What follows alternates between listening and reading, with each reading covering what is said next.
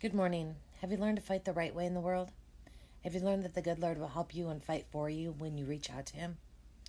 I remember going through something when I was first changing. I remember wanting to deal with something my fleshly way, but God stopped me. And when He did, I cried out to Him to help me, and He did.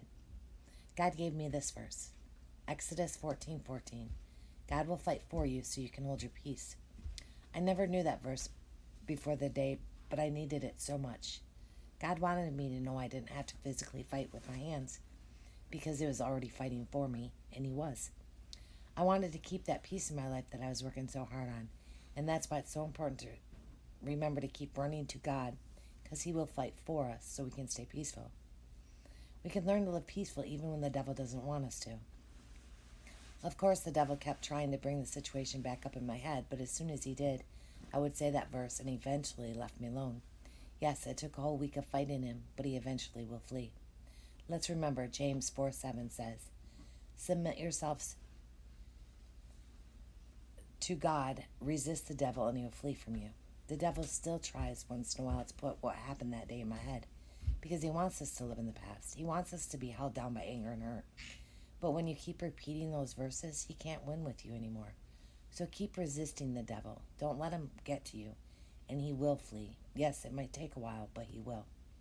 We have to remember 1 Peter 5:8 says, be alert and of sober mind. Your enemy, the devil, prowls around like a roaring lion looking for someone to devour.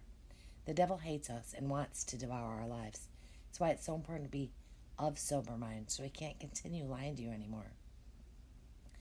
There are steps to take when you are changing, and one of the most important steps is to take every thought captive.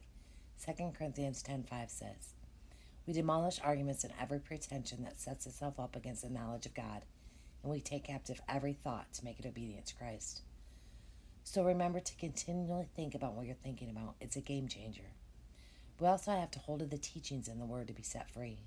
John 8:31 and 32 says, to the Jews who had believed him, Jesus said, if you hold to my teachings, you are really my disciples. Then you will know the truth, and the truth will set you free.